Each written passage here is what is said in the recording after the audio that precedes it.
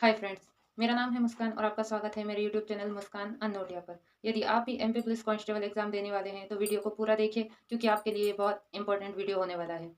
पिछली वीडियो में हमने जाना था कि फुल टेस्ट कैसे आपका स्कोर बढ़ाने में मदद करता है। आज की वीडियो में मैं आपको बताऊंगी कि आपको एग्जाम हॉल में एग्जाम कैसे अटेम्प्ट करना है जिससे कि आप ज़्यादा से ज़्यादा स्कोर कर पाए। दोस्तों, हम चाहे कितनी भी अच्छी पढ़ाई कर लें, कितनी भी अच्छी तैयारी कर लें और कितने ही टेस्ट लगा लें, यदि हमने एग्जाम हॉल में एग्जाम को ठीक से अटेम्प्ट नहीं किया तो हमारी सारी तैयारी धरी की धरी रह जाएगी। इसलिए आज का वीडियो बड़े ही ध्यान से देखना, इसको समझना। और हाँ, जो भी स्टूडेंट्स फ्रेशर हैं, जो पहली बार एग्जाम में बैठ रहे हैं, इस एग्जाम को देने वाले हैं, तो कृपया कर अपने दोस्तों को या आपकी पहचान में ऐसा कोई स्टूडेंट है जो फ्रेशर है और पहली बार एग्जाम देने जा रहा है, तो उसको ये वीडियो ज़रूर शेयर करें ताकि उसको बहुत हेल्प मिलेगी इस वीडियो से। तो चलिए वीडियो को शुरू करते हैं। देखिए होता क्या है, जो फ्रेशर स्टूडेंट्स होते हैं वो एग्ज़ाम में सवालों के बीच में फंस जाते हैं। और मैंने देखा है, जब मैं एग्ज़ाम देने गई थी तो एक लड़की थी जिसका एग्ज़ाम छूट गया था। ठीक है, क्योंकि वो समझ नहीं पाई थी कंप्यूटर सिस्टम को भी और एग्ज़ाम को भी। तो उसका एग्ज़ाम जो है छूट गया था, उसने क्वेश्चंस पूरे अटेम्प्ट नहीं किए थे और उसका एग्ज़ाम सबमिट हो गया था। तो जो एक क्वेश्चन उसने अटेम्प्ट नहीं किए, उसके नंबर तो उसके वेस्ट गए ना। इसलिए ऐसी गलती आपके साथ ना हो, तो मैं आज की वीडियो में आपको बताऊंगी कि आपको एग्ज़ाम कैसे अटेम्प्ट करना है। अब मान लीजिए आप एग्ज़ाम हॉल पर कंप्यूटर स्क्रीन के सामने बैठ चुके हैं। अब एग्ज़ाम आपके सामने, सबसे बड़ी अच्छी बात यह है एमपी पुलिस के एग्ज़ाम में कि आपके सामने पूरा पेपर एक साथ ही ओपन होकर आ जाते हैं। सारे क्वेश्चन यानी मैथ्स, रीजनिंग, जीके के जितने भी क्वेश्चन होते हैं सब एक साथ ओपन हो जाते हैं।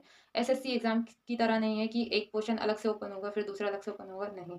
तो अब सबसे बड़ा फ़ायदा हमें इसमें है और इसी चीज़ का हमको फ़ायदा उठाना है और भी ज़्यादा, ताकि हम स्कोर ज़्यादा कर सकें। अब देखिए ये तरीका मेरा है, मैं इसी तरीके से एग्ज़ाम को अटेम्प्ट करती हूँ, तो मैं आपको भी वही बता रही हूँ। समझने की कोशिश कीजिएगा। देखिए अब आपने एग्ज़ाम शुरू किया।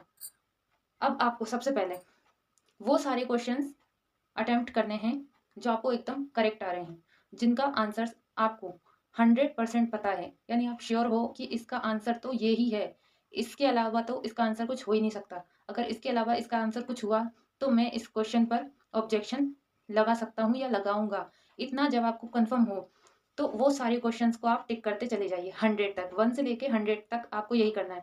जिस क्वेश्चन पर आपको पूरा विश्वास है कि आपको आंसर इसका पता है, उन पर टिक करते चले जाइए, बाकी सबको स्किप कर दीजिए। ठीक है, इसी तरह का प्रोसेस हमें बार बार करना है, यानी टाइम बढ़ा बढ़ा के बार बार करना है। तो 2 से 3 बार आपको एग्जाम पूरा एक तरीके से स्कैन करना है और चीज़ें अलग से छांटनी है। जब आप ऐसा करेंगे तो आपका टाइम भी बचेगा, आप किसी क्वेश्चन में फंसेंगे नहीं और आप सारे क्वेश्चन अटेम्प्ट कर पाएंगे।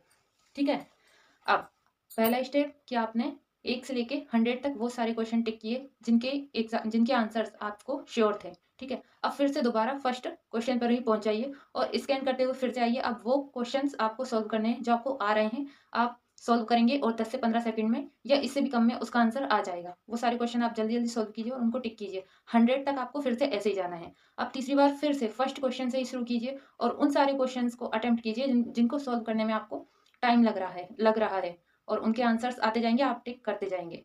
ठीक है, इसके बाद इसके बाद भी आपके क्वेश्चन अगर बचते हैं तो आपको फिर से यही प्रोसेस करना है, यानी आपको बार बार क्वेश्चन 1 से लेके 100 तक जाना है और जिस क्वेश्चन में आपको लग रहा है कि आप फंस रहे हो, आपको उसको स्किप कर देना है तब तक के लिए जब तक कि आपका 1 घंटा 30 मिनट नहीं हो जाता। ठीक है, जितने भी क्वेश्चन में आप फंस जाते हो, जिनके आंसर आपको नहीं आ रहे हैं या नहीं पता है, तो उनसे आपको लास्ट तक हाथ नहीं लगाना है। क्यों? ताकि आपको अपना एक स्कोर भी पता चल जाएगा कि आप कितना ठीक ठीक स्कोर कर पा रहे हैं, क्योंकि साइड में वहाँ पे क्वेश्चंस के एक अलग से रहता है बॉक्स, उसमें दिखता रहता है कि आपने कितने क्वेश्चंस अटेम्प्ट कर चुके हो आप। तो आपको एक अंदाजा हो जाएगा कि आपके इतने क्वेश्चन सही हैं। एंड वहाँ पे जब जितना टाइम आपको बचेगा तो आप वहाँ पे अपने दिमाग का इस्तेमाल करके और भी क्वेश्चन सही कर सकते हो। यानी जो क्वेश्चंस में आप फंस रहे हो, जिनको सॉल्व करने में आपको टाइम लग रहा है, आप उनको और अच्छे से सॉल्व कर पाएंगे। क्यों? क्योंकि आपको पता चल जाएगा कि मेरा स्कोर इतना हो रहा है और अभी मुझे इतना और करना है। तो यही एक स्मार्ट तरीका है अपने एग्ज़ाम को बेहतर से बेहतर स्कोर करने का। ठीक है, इसके अलावा कोई भी तरीका नहीं है, मुझे नहीं लगता। अगर है तो फिर आप लोग मुझे भी बताना, जिससे कि मैं भी उसे अपने एग्ज़ाम में अप्लाई करके देख सकूँ।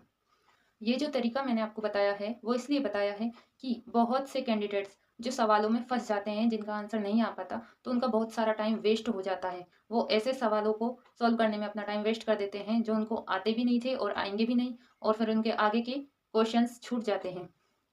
तो आपको एग्ज़ाम ऐसे ही अटेम्प्ट करना है, 1 से लेके 100 तक जाना है, फिर 1 से लेके 100 तक जाना है, फिर 1 से लेके 100 तक जाना है। इस तरह से जब आप बार-बार करेंगे तो आप अच्छे से अच्छा स्कोर कर पाएँगे। और मोस्ट इम्पोर्टेंट बात, जब आप पहली बार 1 से लेके 100 तक जा रहे हैं और आपके जो एक्यूरेट क्वेश्चन हैं, अगर वो कम हो रहे हैं, तो उनको देखकर पैनिक नहीं होना है, क्योंकि आपने ये पहली बार किया है। और ऐसा भी हो सकता है कि कोई क्वेश्चन जो आपको आ रहा हो, वो आपसे छूट गया हो या आपने छोड़ दिया हो। तो इस तरीके से अपने आप को वहाँ पे जज ना करें, पैनिक ना हो कि मेरा स्कोर इतना कम हो रहा है, ऐसा कुछ नहीं होता। जब आप बार-बार पेपर को ऊपर से नीचे तक स्कैन करेंगे, 1 से लेके 100 तक आप बार-बार स्कैन करेंगे उसको और आंसर्स टिक करेंगे, तो बहुत से ऐसे क्वेश्चन होंगे जो आपको नहीं आने थे, लेकिन वो बार-बार आपकी नज़रों के सामने से गुज़रे, तो कहीं न कहीं आपका दिमाग हेल्प करेगा उनको सॉल्व करने के लिए, ताकि जब कोई चीज़ हम बार-बार देखते हैं, तो उस चीज़ को हमारा दिमाग रिकॉल करता है, ठीक है? अब वैसा क्वेश्चन अगर आपने देखा होगा, कभी सॉल्व किया होगा और आपको अगर उसका आंसर नहीं आना था, तब भी आपको उसका आंसर आ जाएगा, क्योंकि आपके दिमाग ने बार-बार उस क्वेश्चन को देखा और उससे जुड़ी हुई इन्फॉर्मेशन आपके सामने लाके वो रख देगा। तो इस चीज़ का फ़ायदा ही है कि जब आप बार-बार पेपर को स्कैन करेंगे, तो जो क्वेश्चन आपको नहीं आ रहे होंगे, वो भी आपको आ जाएँगे, ठीक है? तो इस चीज़ का आपको फ़ायदा ही होगा, नुकसान कुछ नहीं होगा।